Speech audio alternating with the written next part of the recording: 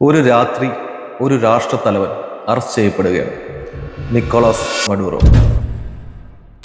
2026 US നടത്തിയ നടപടിക്ക് ശേഷം നിക്കോളാസ് മഡൂറോ ഇപ്പോൾ US കസ്റ്റഡിയിലാണ്. കുറ്റങ്ങൾ: നർക്കോ ടെററിസം, മയക്കുമരുന്ന് കടത്തൽ, അഴിമതി. ഈ സംഭവത്തിന് ശേഷം വെനിസ്വലയെ രണ്ടായിട്ട് സ്പ്ലിറ്റ് ചെയ്തു. ഒരു വശം സാമ്രാജ്യത്വ ആക്രമണം, മറുവശം ഇത് നീതിയുടെ തുടക്കം. പക്ഷേ സാധാരണ ജനങ്ങൾക്ക് ഭക്ഷണം, ഇന്ധനം, സുരക്ഷ, ഇതാണ് പ്രശ്നം. ഇത് കേരളത്തിലും ചൂടായി. ഇതിനെതിരെ കേരളത്തിലൊരു മുന്തിയ പാർട്ടി പ്രതിഷേധം രേഖപ്പെടുത്തി. അവർ ഇങ്ങനെ പറയുന്നു: അമേരിക്കൻ സാമ്രാജ്യത്വ ഏട്ടപ്പെട്ടൽ.